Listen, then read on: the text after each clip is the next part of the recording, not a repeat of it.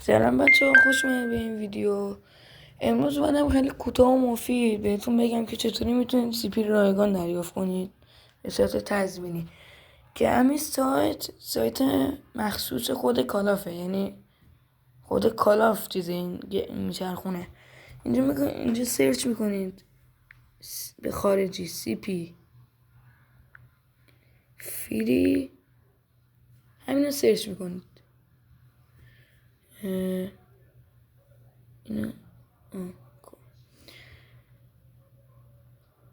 اینجا بعد بنویسید، فکر کنم هکن باید می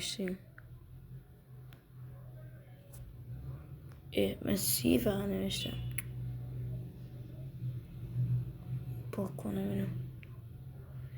CP فری ایناش این فکر کنم همین بود. که آره همینه. اینا اگه ببینید اینجا نوشته کال آف دیوتی، میبینید فقط باید با فیلتر بیاد، چون اینجا بهتون ارور میده، نمیذاره برید توی چیز.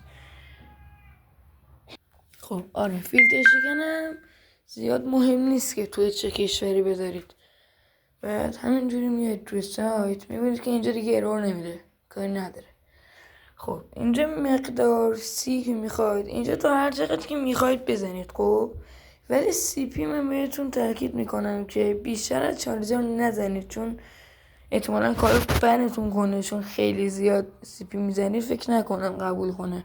همین 4000 CP که بزنید، میزنید اینجا اکنون تولید کنید.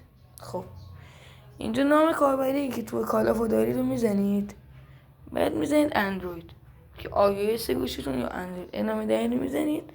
اینجا پردازشش انجام میده. ولی فقط یه کاری که میخواد، یه پیامی از همین سایت هست که باید اینو که اینجا انجام میده، که باید تو 10 تا گروه به دوستا یا فامیلاتون بفرستید و اونا این سایت رو باز کنن. همون لحظه CP رو میفرسته، بین 10 تا 24 ساعت طول میکشه که بفرسته. ولی اگر این کار رو نکنه نگران نباشید، بازم CP رو بهتون میده، ولی بین 7 اینا مثل هویت دست اینا. ببینید به دلیل درخواست های زیاد، زمان معمول در CP برای اعتبار حساب شما 7 تا 14 روز است. خب ببینید اینو که میزنید میره به 10 تا گروه. اینجا ببینید من خودم اینجا 10 تا گروه الکی زدم. اگه ببینید اینا، این گروه ها رو من الکی زدم فرستادم. بعد به مقداری که زده بودم 3950 CP فرستاده بود. 4000 اشکال نداره، فکر کنم نمیدونم برای باگ بود چی بود فرستاده بود.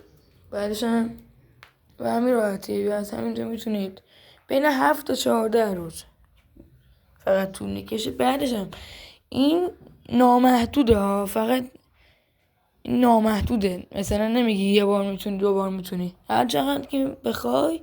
CP تو خرج کردی تمام شده، یا خرج نکردی، بعد از اینکه CP باید میفرسته دوباره میای میزنی. خب اینم از ویدیوی CP رایگان. حتما ویدیویی که اگه توی آپارات بزنید ابوالفضل براتون میاره که دوتا بازی گیم پلی براتون گذاشتم که میتونید برید ببینید. حتما این ویدیو لایک و سابسکرایب رو بزنید. از این ویدیو خوشتون اومده باشه، امیدوارم CP رو دریافت کنید، برید باش کیف کنید. خب تا ویدیوی بعدی، خدا نگهدار.